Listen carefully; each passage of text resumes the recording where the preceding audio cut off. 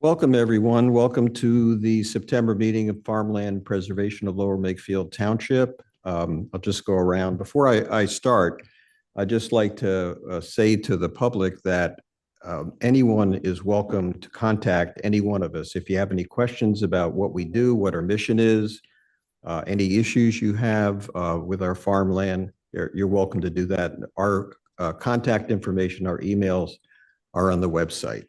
So I'm Michael Blank, President, and joining me today is Dennis Steadman, Vice President. Sean Carney, member. George Heinze, Secretary. and on Zoom. Dan Bankoske, Treasurer. Okay, welcome, everyone. So let's get started. So the first item is approval of our minutes from our July meeting. I'll turn it to George. Okay, our meeting minutes have been documented, circulated, revised accordingly, and ready for approval. So do I have a motion to approve the July 16th meeting minutes? Move. Second? Second. All in favor, say aye. Aye. Aye. Okay, the meeting minutes are approved.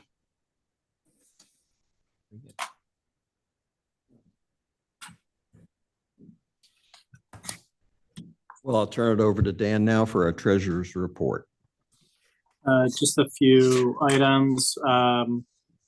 Everyone has already heard this or knew about all of these by way of email. With respect to Calavita, we received the additional rent amount of $275. That was the stub period or for the lease from when we modified the lease. We paid in July, we paid the deposit to Dumac Engineering for $2,000. And for the last set of buffer cleaning, we paid that to Corcoran Landscaping for $1,175 10 days ago. So those are all of our latest transactions. The other item I wanted, any questions on any of those? Nope. The other item that I just wanted to bring up was that we've made some good progress here, but I have a little bit more work with respect to our document review. I just need to catch up with Franny, who is our attorney, Franny Riley, just one more time to walk through a couple more points and a couple more questions. And then we should have an updated set of documents for us to review. What I was thinking may make sense is, do we do an executive session rather than me just sending out all these documents in a red line and everyone reading them? Is it worth doing an executive session to walk you through all the documents? So I don't know if that's of interest to you guys, if that may be easier for you guys to get a sense of what the documents are and the changes. Or if you would prefer just to read them and come back separately with any questions or comments.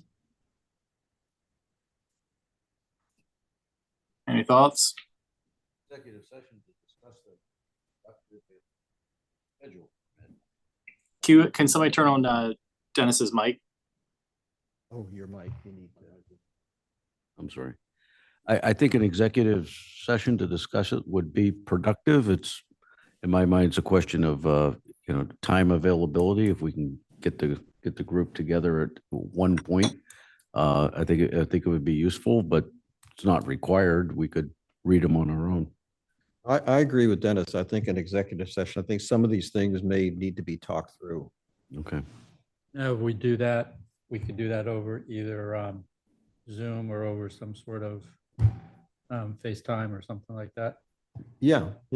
We have, we've been doing Microsoft Teams. Mm-hmm. No, it's not the best, but I don't think we want to be using anybody's business Zoom account. So we've been using that.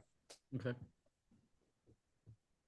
Okay, so I'll take that as a to-do to set up an executive session to discuss documents or docs. Okay. Anything else, Dan? Nope. All right, great. Next item is mine. It's update on the Wright Farm development plans. I spoke to Jim Majewski last week. And as of that day, I think it was Tuesday of last week there, He had heard nothing from the developers. He knew that PennDOT had come back with comments, and the developers were chewing on those about the entranceway onto 332. So that's going to be a big number, as he said. That's whether it's however they resolve that. They have our comments. They have not made their reaction to them yet, but they do have them. He assured me of that. So we're just in a waiting mode. Okay. Okay. And the next item is the update on the LEEDOM driveway access project, also my topic. So I just got 15 minutes before I started over here, plans from Heath Dumack, and I can share those with you so everybody can see them. Here. Dan, can you see that? Sure Can can. you see that now? So what Heath told me of their progress is that they've done the survey, they've done the concept layout, and they've done the engineering design. So as you go through this, you see they have a general area, which there may be an issue with. Then the next one has that sort of design of what it would look like with Dolington Road right here. And then this is what we had generally wanted, some kind of a flange out here towards Dolington. What this little extension is, I'm not sure whether that goes to the telephone pole as Sean was pointing out that we want to have done, so we can clarify that. And then the actual dimensions and the designs of things, which I know nothing about. But I think what we could do is, so what's happened is they've done the survey, they did the concept layout, they did the engineering design, and they need to get our approval on to start the permitting process, or them preparing the permits. What he told me was that they will do PennDOT and the Department of Environmental Protection first. They're always rate limiting. Then he'll go to LMT, and he also has to get, we have to get the Conservation District. But we've been out there with Ryan from the district, and he said that there'll be no issue with it for us. And we might even, according to Heath, get an agricultural exemption because of what it's the use there.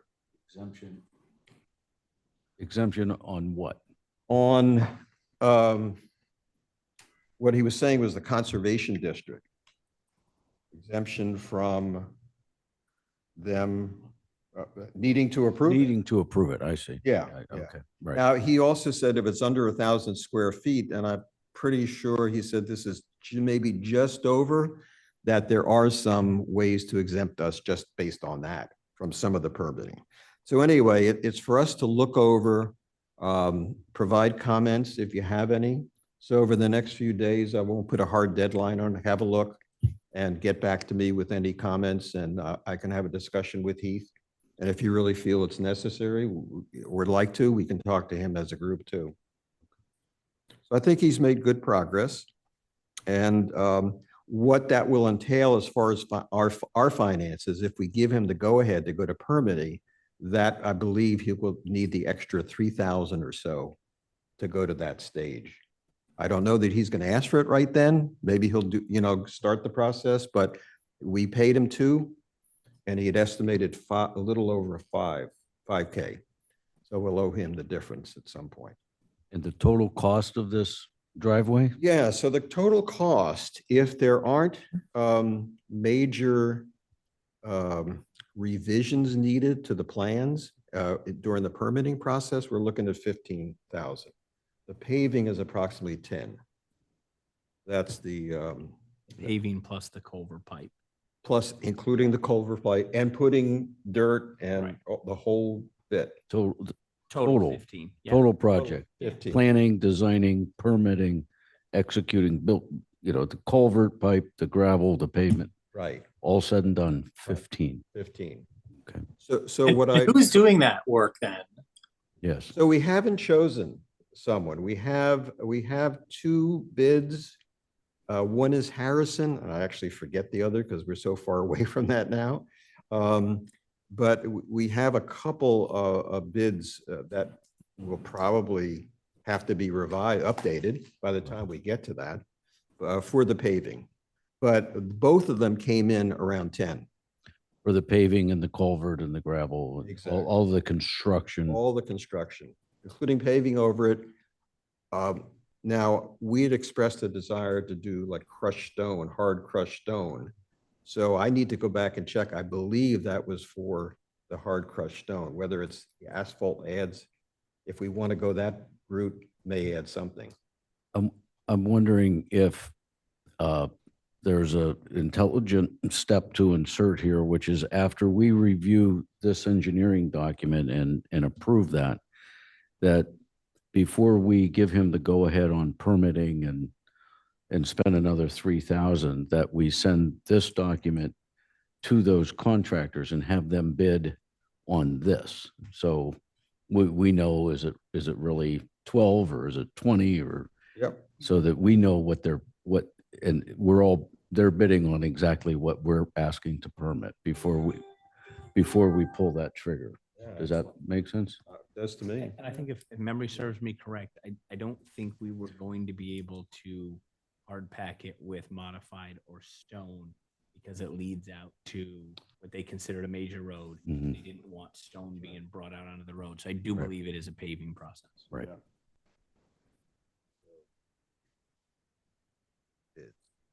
Yeah, and I'll quickly talk to Mr. Dumack about that and whether he's comfortable with that. So let's follow this process. I think what you're saying is we have our comments. You get them to me. I talk to Heath if he needs to modify anything or answer our questions at least. Take whatever is revised, take that to the paving contractors and get rebids. Okay. I was initially intending to make a motion to have a certain amount of money set aside, but I don't think we need to do that now based on what our discussion, right? I think you just wait until you have all the bids in, we know what we want to select, and you just kind of pass some sort of whatever on the final, this is it, this is what we're doing. I think when we have them bid, we also want to ask them for a period of time. I think when we do this, we want to ask them for a period of time that the bid is good for. Yeah. Because we're not going to do it during frost season. We're going to wait until next year for sure. But we'd like to have their bid based on the facts we're giving them in the documents. But we'd like it for let's say a 6-month period of time with no changes. Yeah, good point. You've been working with Jim Majewski on that the contractors are their bidding procedure fits the requirements. Well, so- actually, I got from Derek Fuller, I think it was Okay. Harrison. I actually got the names of the pavers from the township. Right. And because we as a nonprofit are paying for this, we don't have to follow all those township procedures, right? Okay. Okay. Sorry. Yeah. Yeah. I think we have Harrison and Schmidt, I believe, were the two that's right. companies that. That's one had done yours, yeah. Okay, I think we can move to the next topic. Taking some notes here. Okay, so 2 new leases. So I'll start off with 2 new leases are needed. As we know, our lessee for Heather Ridge is no longer going to rent from us for 2025. Yeah, okay. Yeah.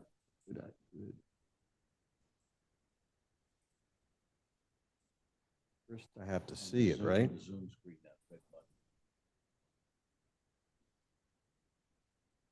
Okay, we're back. Hi, Dan. Thanks, Dennis. So new leases, Heather Ridge. So we know that Tom McGowan is not renewing. What I propose we do tonight is not talk about who, not decide on who. We have to decide on a lease. We also have to decide on how we're going to get buffers cut. Maybe set those aside until we decide on the, I want some input on the very important point about access to the northern field, to the backfield, I call them. So just to bring everybody up to date, I wanted, and with Sean, to bring everybody up to date, that he and I went out with Jim Majewski, Derek Fuller, and the Stewarts and looked at access.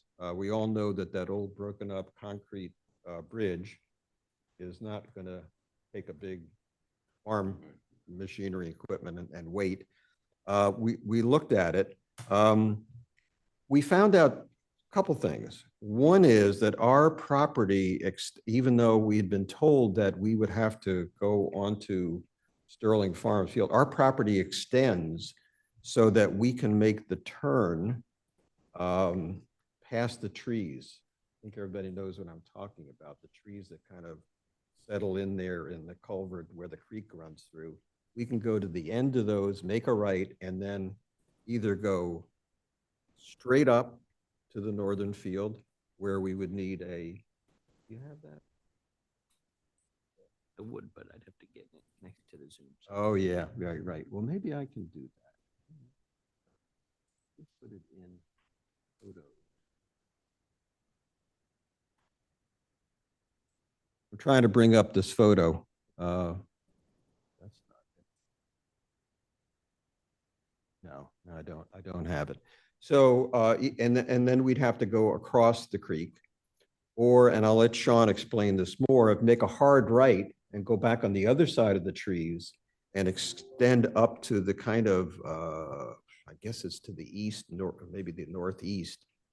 There is a way, a path there that actually, as you pointed out, Sean, Tom uses. So, Can I just make one comment when we're using terminology here? yeah, If we use the word creek, okay, but that may not be what it is actually defined as, right? Especially if we're getting into the territory of if it is this kind of waterway or not, or this, or who we need, what agencies need to be involved. If you're building something or crossing something, you might just want to be careful of, okay, we're referring it to as that, but I don't know if that's actually what it is. It seems like more of like an occasional drainage ditch more than anything. So let's just as we think about terminology here. okay. Because one of the things I think we all saw, and that's your point you're making too, Dan, is about the environmental protection and having to get permitting if we do put some type of a span across the stream, creek, whatever, for that. So, I don't know, you're able to get in and share that yet? We're going to wait for Sean to bring up his photos. Well, Sean's bringing that up maybe for the public's benefit. Tom McGowan has farmed this land for many years, I think since it became part of farmland preservation. It's contiguous with his farm. If he is not renewing his lease, which he's informed us he is not, then a new farmer, a farmer not connected directly to the parcel has to access it. And so we're presented with a new access issue because we can't access it the same way Tom McGowan of Sterling Farms did by going over his fields. And so that's the context. And I think Dan's right about the drainage ditch versus creek versus hollow swallow. I'm not sure. We're laypersons in that regard, but that does there is that involved in creating this access. And here's the picture. So, Sean, you can probably describe this.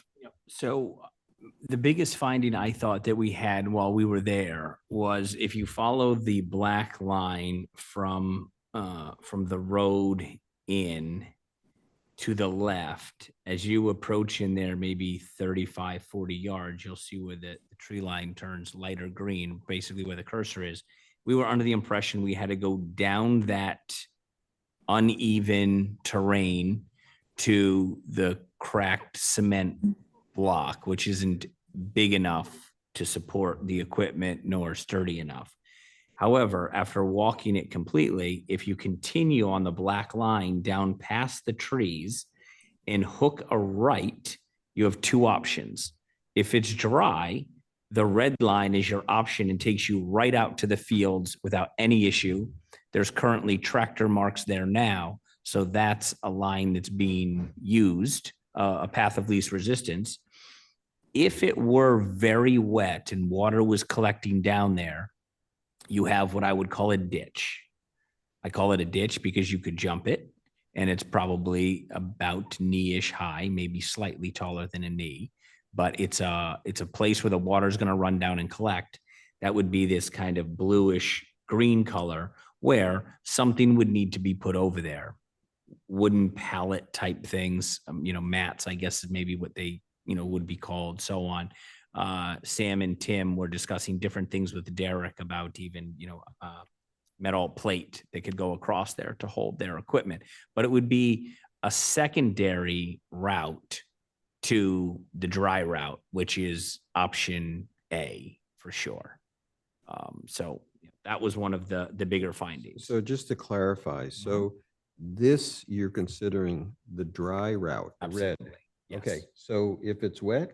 If it's wet, they would come up with a contingency plan that would take them Across. over that blue line, that blue thick line right there.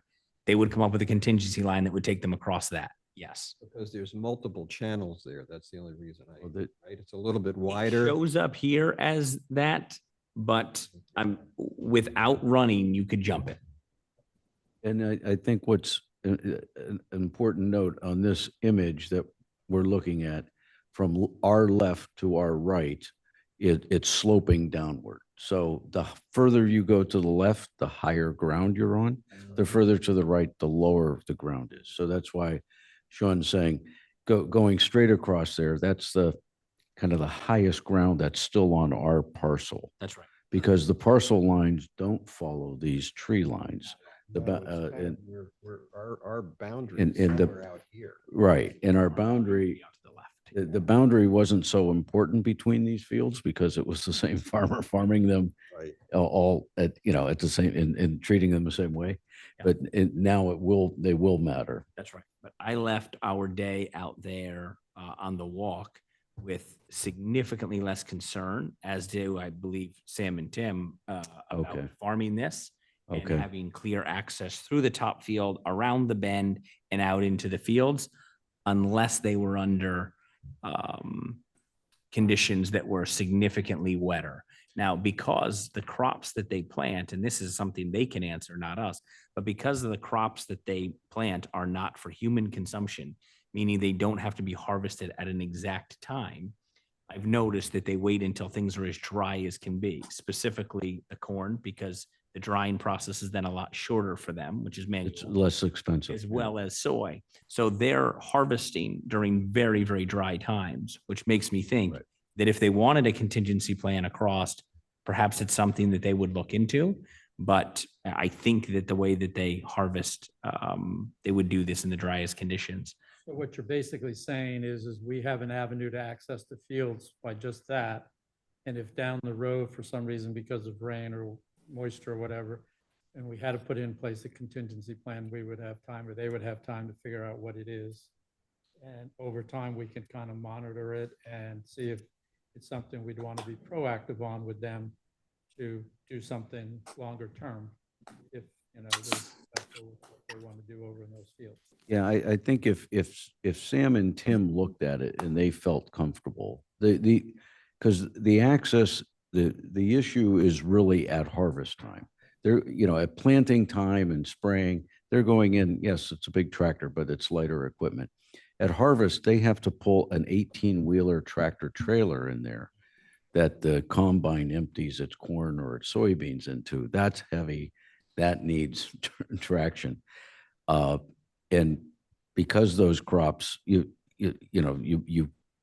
can only harvest them when they're dry, and you want them as dry as possible.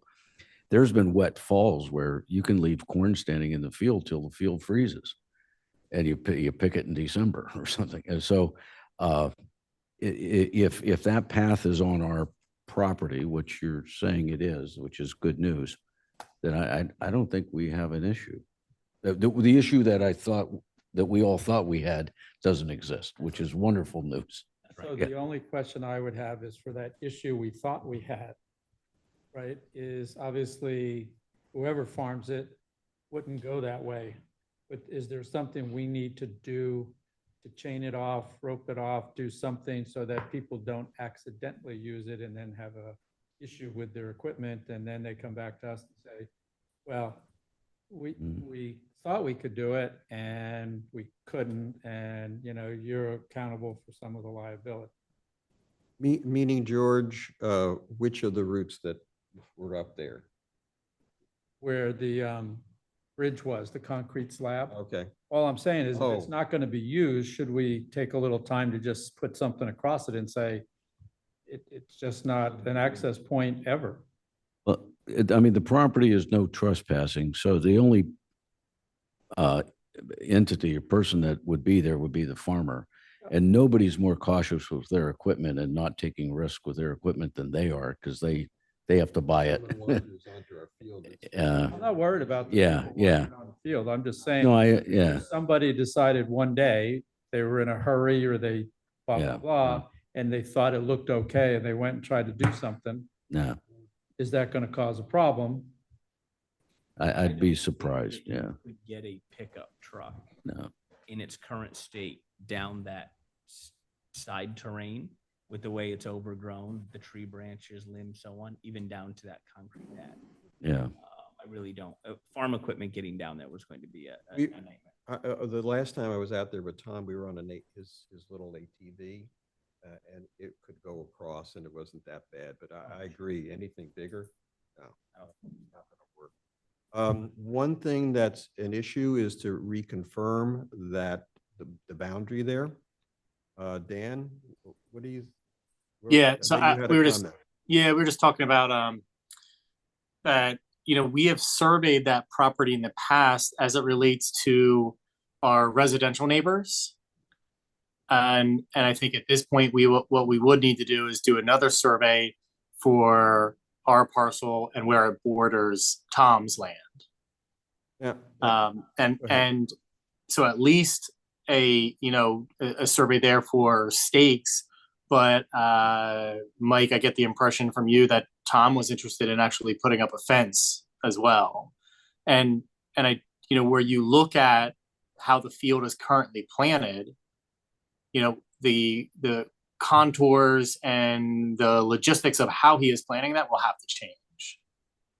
Both his They'll have side to and change, of the course our contour- side yeah. will have to change, Yeah. because it kind of, like Dennis, you said earlier, cuts right across it and kind of angles. So Well, he had requested, to your point, Dan, Tom McGowan had requested a fence, that we put up a fence. I'm not in favor of that.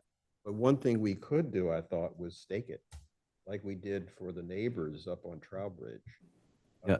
So that we know where we're at, and he knows also. Yeah, I mean, it's always good practice to have boundaries well marked. But we've put up fences and we've put up fence posts, stakes where we border residents, we've not done it across open fields or woods or anything. We have those too. And so that I think we'd have to look at that pretty closely because if you have that picture back up, you put it down.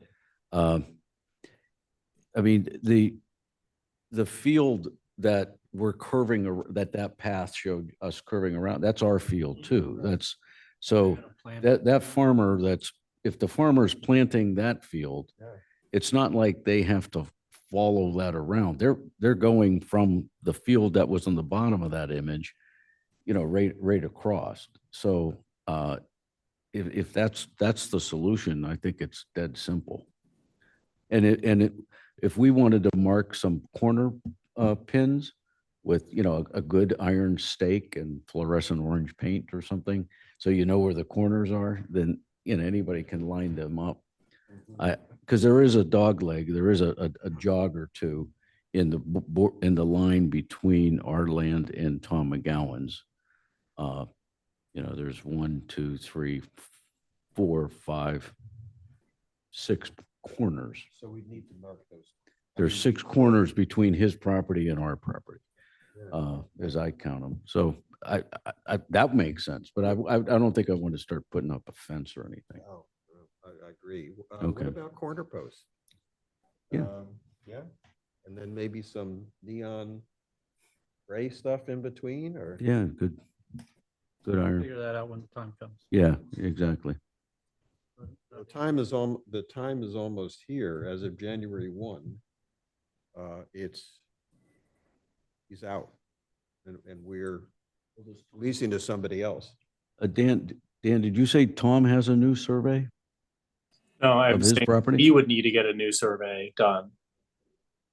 He needs to get a survey done. I would say us, Oh, we. Farmland, we should hire somebody to do a survey for the piece of our property that borders his.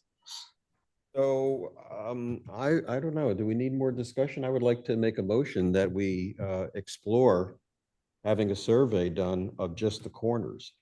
I don't think they can. I think when they survey a parcel, they do the parcel. They're not going to do one side of a parcel. They're going to They have in the past on that same exact. Oh, have they? But That's new to me. Okay. Well, I think maybe is the motion to get an estimate to survey that boundary line, or whatever is involved to complete it might be that? as easy as finding, monuments, in each one of those corners. In theory, there should be a monument that already exists. Might be as easy as that. And we could at least do something where we put in some initial stakes, more kind of larger, more visible, Okay. until we figure out fencing or something else.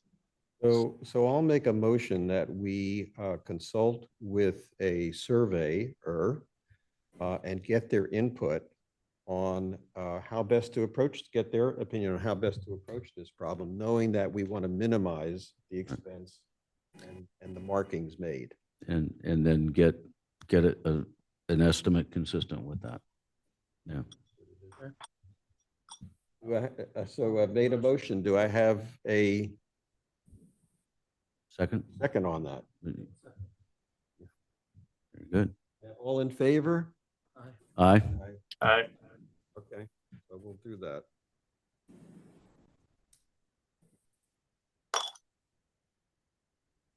Okay, so while I'm writing, anything else on Heather Ridge? If we're going to do a survey, not that I'm lobbying for anyone or against anyone, but we recently did have good survey work done on what we called, Farm View 2 recently. So they did a nice job in a timely manner. So I would think we should at least keep them. Hey, Sean, can you just, if you were referencing a name or something, and it's not just for my benefit, but whoever's doing our minutes, you guys got to speak into the mic so everyone can hear you, not just me now, but on the recording when the minutes are done later. Yeah. Sure. Sure. I didn't mention a name. No. Okay. The other issue with Heather Ridge, of course, is we need a farming tenant. And we should have that by January 1. We know that Charland Farms has expressed interest. And we obviously have a long and close relationship with them. The other farmer in the area that has expressed interest in the WRIGHT farm and the Kimmel farm that I know George has been dealing with is Tanner's. So I don't know if we should reach out to Tanner to see if they have an interest in this field that's now available for the first time in a long time. And see what, just be sure we know what the market is and that we're being fair and equitable to to our organization and to to Charland and Tanner's. Give them, if they have an interest in bidding, I think we should be open to that, and then decide. Well, I have been in touch with Tim Tanner. Okay. Just this past week. And he agreed when he came out to see Bridle Estates, that we also take him over to Heather Ridge. No commitment to him. As we said to the stewards, no commitment to them at this point.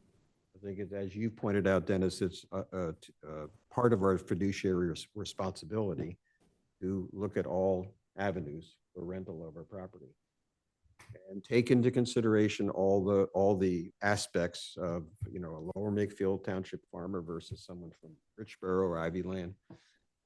We should do that, I think. And I don't think there's any harm in having him look at the property and walk it and giving us his input. We get another farmer's input on how best to approach the access issue too.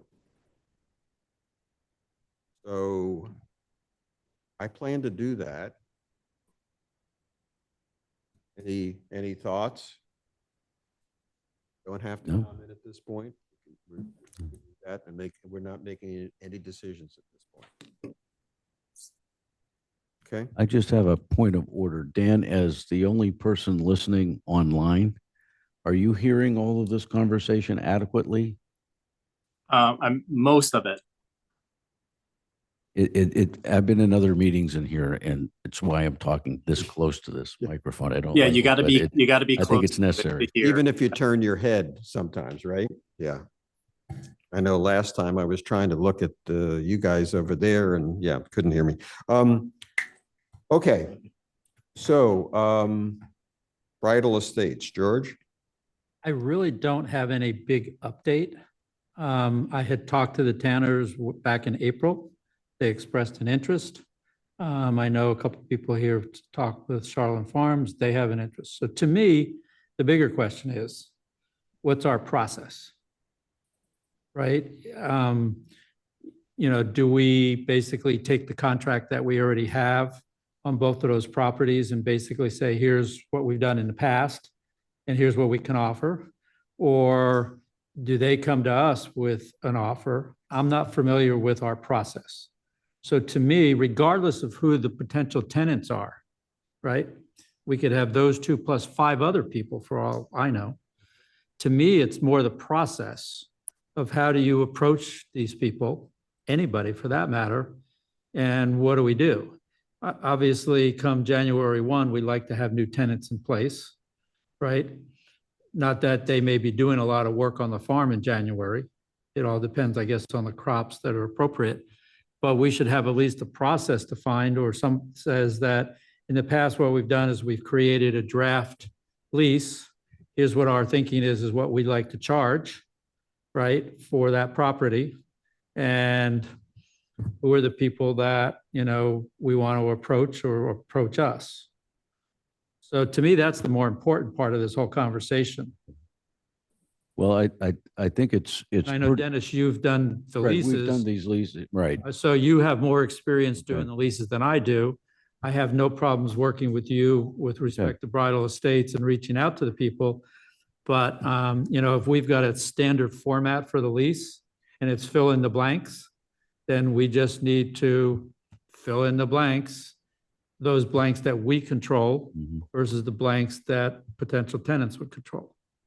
Yes, and we do have a standard lease. I mean, there's little tweaks. The only one that's really has anything meaningfully different is the Christmas tree farm, because that's meaningfully different.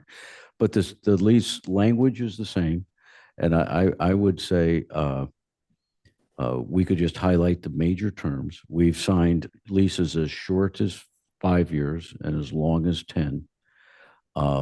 There are certain insurance requirements and taking on liability requirements, et cetera, in those standard leases. we can pull out that information and say, just be aware of that. And we can say, this is what the lease that was drafted in 2019, this was the rate that we were charging. Would you like to bid? Because there's someone else bidding. So we'll take, are you interested in leasing this land? And would you like to make us an offer? I wouldn't tell them what we want as much as we can share what the history is, but you want this for 5 years versus 10. I mean, typically, that would impact the rate. We'd want a little more per acre per year in a 5-year than we would a 10. Typically 10 gets a little discount because of the commitment. But yeah, we can do a short bullet list of typical terms and do you want to bid? I mean, that would be my approach. I wouldn't complicate it very much. I don't think it needs to be very formal. I think most of these things are done in conversations. And I think the farming tenants that we're dealing with, in my experience, they're not big on documentations and back and forth. It's more, let's talk about it. Let's shake hands. Let's figure this out. Now, yes, I'll sign a formal agreement, but building up to that formal agreement is pretty informal. That would be my commentary. I don't know. Others feel differently. We'd never. Dan and Mike, you've been around a Well, long we've never time. had a swap like McGowan to whomever. This is the Right. first time that it's since I've been on the board. So, Okay. but I agree with what you had said, Dennis. I agree. Yep. So, Okay. I'll send you the I think it's 2019. I don't remember right now, lease for Heather Ridge, and just take a look at that and see if there are particular terms that you think What's the one we warrant, have like for Wright Farm or for Bridle Estates? it would be the same. Okay. It would be the same.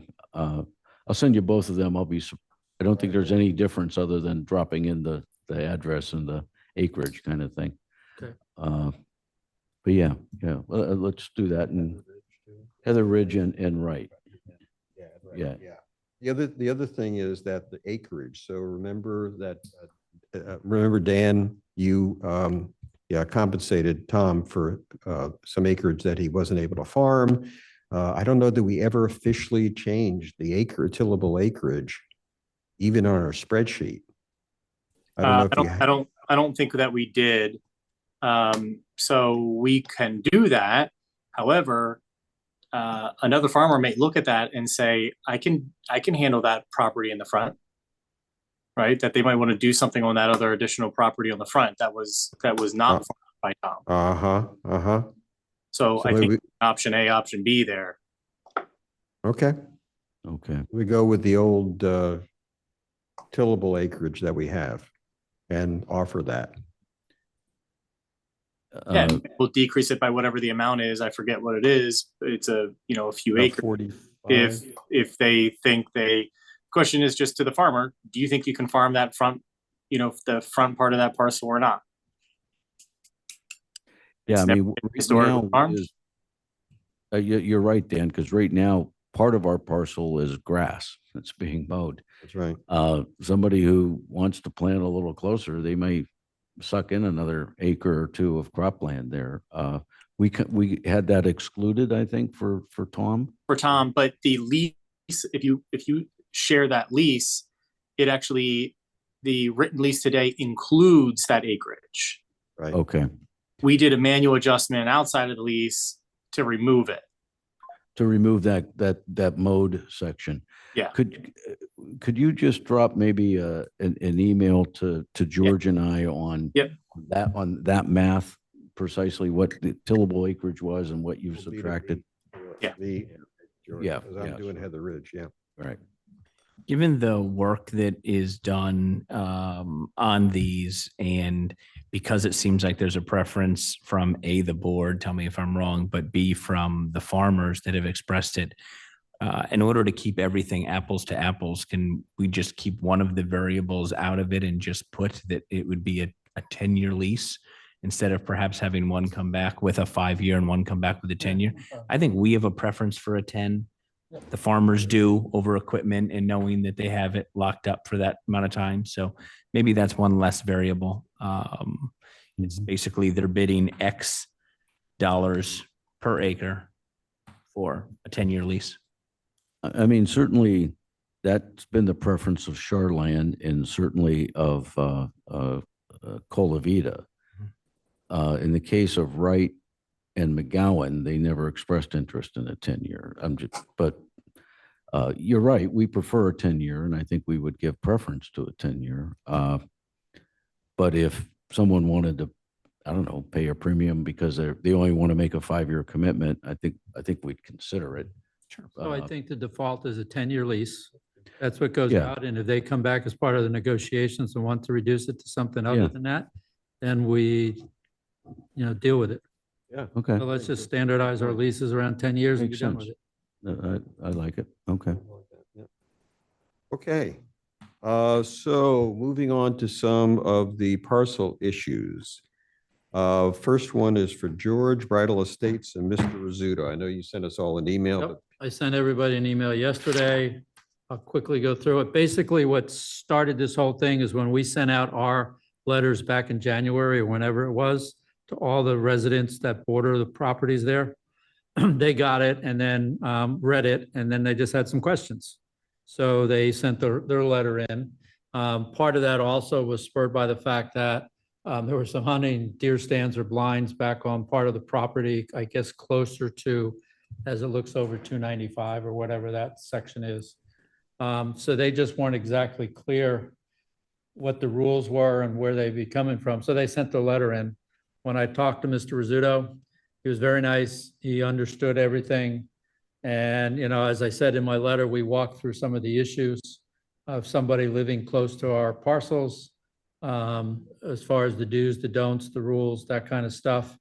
And he was very amenable to that. He was going to contact Lower Makefield Township Police as far as the hunting stands and get any direction from them as to what he should do. I mean, basically, if you don't know who they are and they're trespassing on your property, you have the right to take that stuff down and throw it away. So I'm not sure what he did or didn't do and all that. The last thing that we did agree on was that because they want to put a pool in their yard, they need to fence their yard anyway. So the question was, so where's our survey? Where's our boundaries? Where do we want to put that fence with respect to putting the pool in? And that's when it got some questions of, well, how close can we put the fence to your farmland?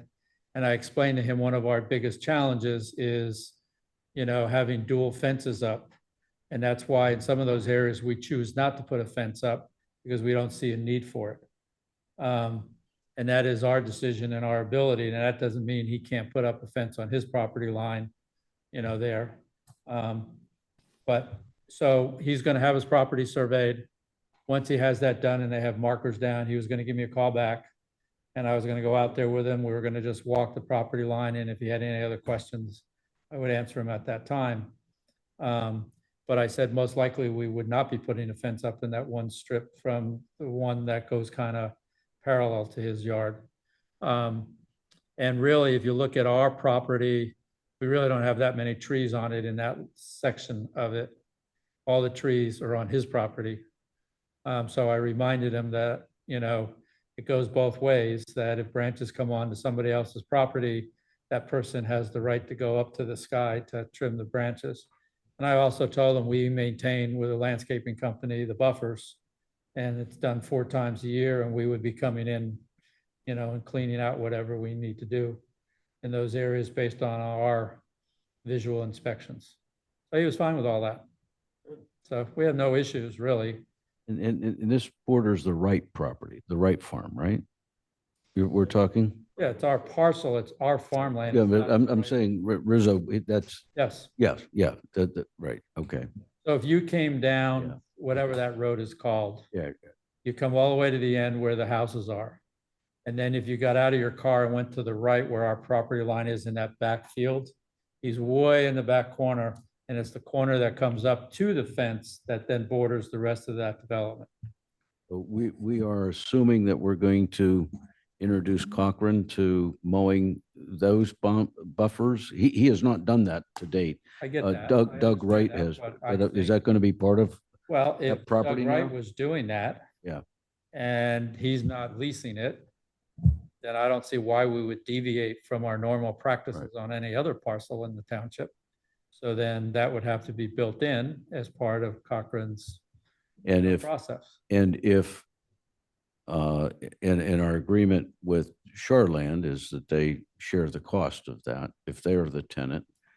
And I guess that would be another terms and conditions of the lease if we're having a conversation Correct. with Tanner, that they either take care of the buffers themselves, or they share the cost of us maintaining the buffers. Right. That's a bullet point in those lease terms, I guess. Yep. Yeah, I okay. think our preference is for the latter, which would be sharing the cost of our buffer maintenance. I agree. Yeah. More effective. Yeah. Yeah. Yep. Certainly. Good. Okey-doke. Okay. That's it. All right, radio tower, Shane, Dennis. Yes, we have installed a new fence and gate there at the driveway, access to the radio towers. We spent that money and are going through this hassle because some inconsiderate people want to drive their vehicles back into those fields and do donuts and cause damage.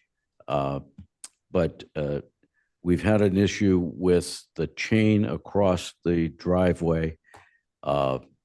Has been driven over at times. It's been challenged. PVC pipe. The PVC pipe that surrounds, that the chain passes through, has been broken.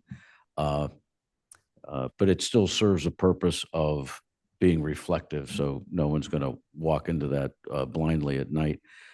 But there's been problems with the locks.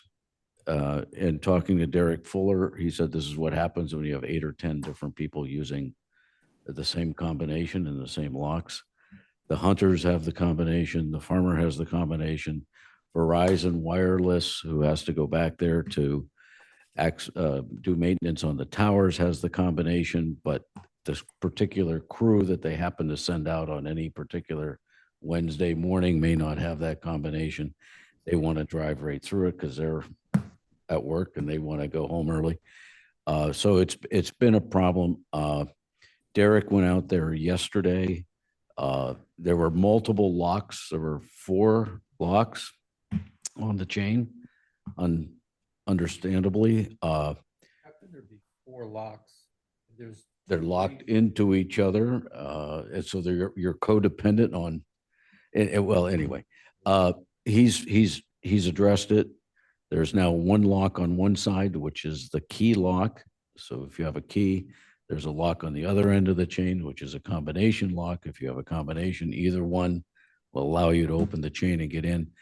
But it's just going to be an ongoing kind of, So my Hassle. observation as I drive past that entrance quite You talk frequently close, yeah. is that it looks like the chain just sags way too much. Tonight it's tight. I was gonna Perfectly say, tight. It looks We great. should take out links or whatever needs to be done to make it taut, yeah. and then just enough room to get locks or whatever on there. But my observation up to Sean's comment is it sags so much, I can Yeah. understand why people might try to go over it, Right.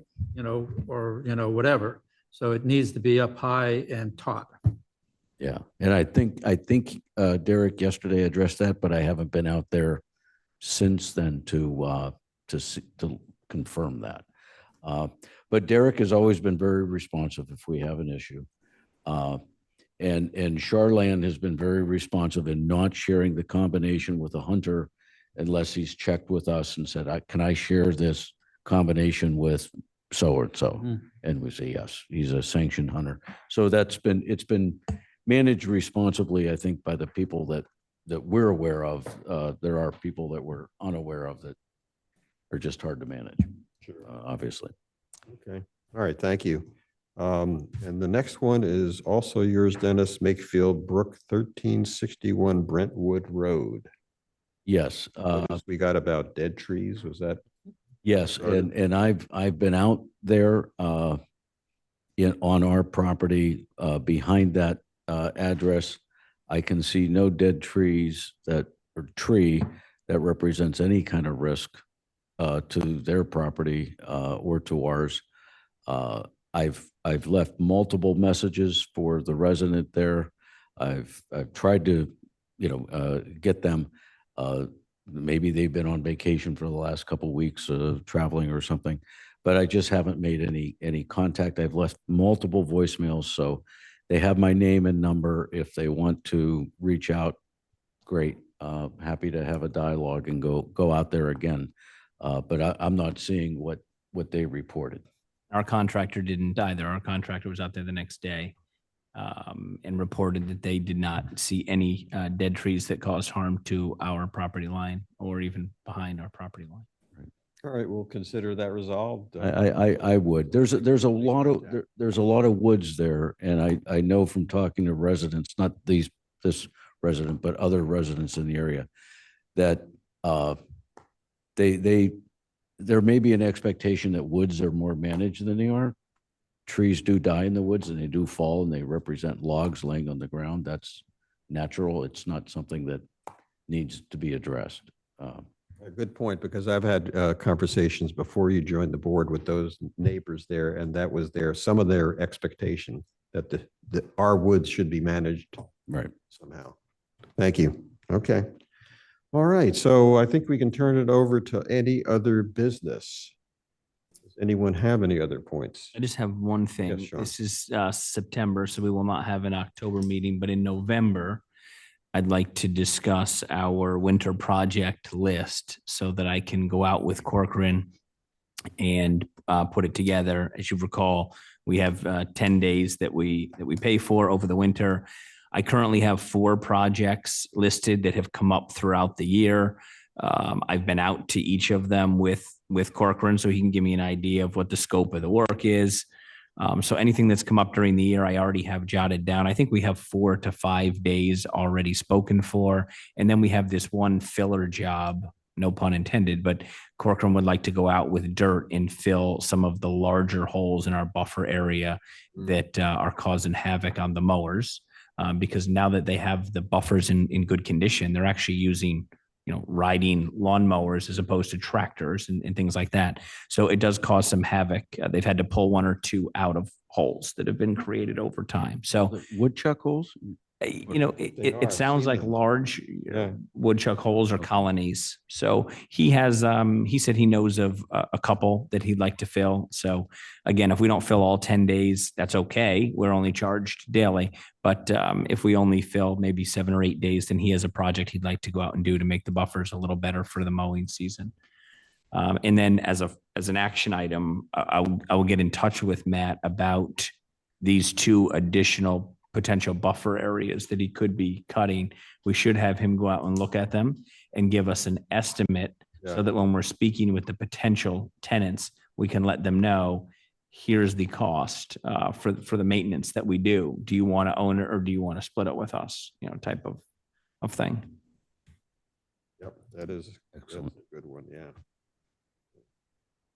I have an additional item regarding deer hunting on our properties. We have a roster of hunters and known and tagged deer stands for each one of our properties where we allow hunting. 4 of them, I think it is, that where we allow 5 of them where we allow hunters. The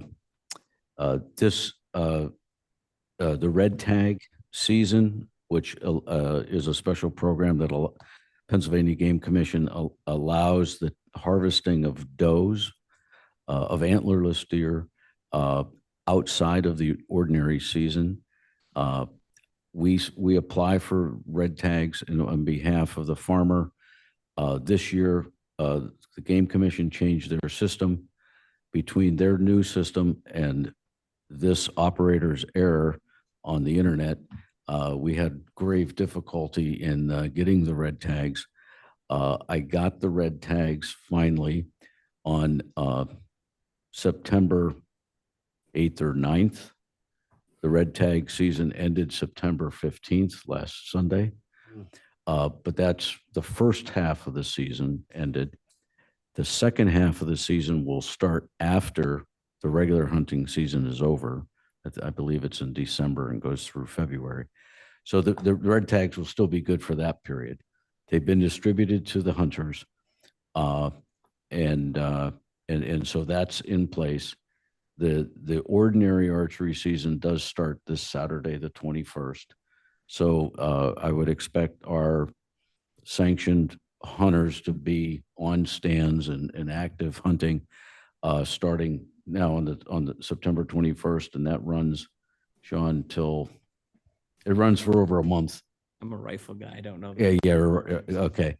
But anyway, so my point is, if we're going out to the fields, be aware of that. I always wear blaze orange at this time of year, just a hat or a glove or anything.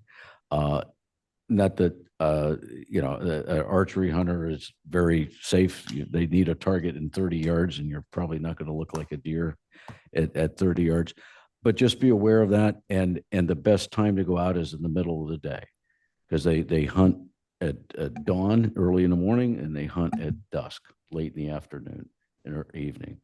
No one's hunting in the middle of the day generally. So just a note. Good reminders. Yeah. Thanks for the update. And BOMA, we're not involved with BOMA at all. Yeah, I got the red No? tags to BOMA. Yes, Okay. they have permission to hunt Heather Ridge, and that's our largest parcel acreage wise. Is Heather Ridge? No, LEADOMs. I'm sorry, LEADOMs. They hunt LEADOMs, and they have those red tags, and they're the only ones with permission to hunt the LEADOM property. Okay. And I just turned that over to them, and they manage the hunters. They have their own roster and system. Yeah. Good. Okay. All right. We need to move on here. Thank you. If there's not any other business, we can go to review of action items. Okay. George? First one I have, Mike, you're going to set up an executive session for review of revised corporate documents. The engineering documents that have been developed for over, was that Farmview at LEADOM's? Yep. Are going to be distributed to the board for review and comment and feedback. Let's see. I'm not sure who's doing this, but we need to approach or consult with a surveyor to see about doing a partial survey of Heather Ridge. That's me. Okay, Mike, and then obtain an estimate of what that is so that we can decide if we want to have that done and when it needs to be done. Dennis, you're going to forward current leases for Heather Ridge and Bridle Estates to Mike and myself. And then we can start taking a look at those and figuring out how we're going to approach that. And the last one, Sean, you're going to talk with Matt Corcoran about the potential new buffer maintenance areas and estimates for that, so we can share it with any prospective farmers and tenants. Now I got one more for me to add to the agenda to talk about winter projects for Corcoran in November. That's a given. You write the darn agenda, so. Yeah. So, okay. Well, thanks, everyone. No one else has joined. I've not missed anyone. So let me just check, because this is the first time we're using this. Yes. Oh, we're good. Okay. Well, thanks, everyone, and have a nice rest of the evening. I'll stop the recording.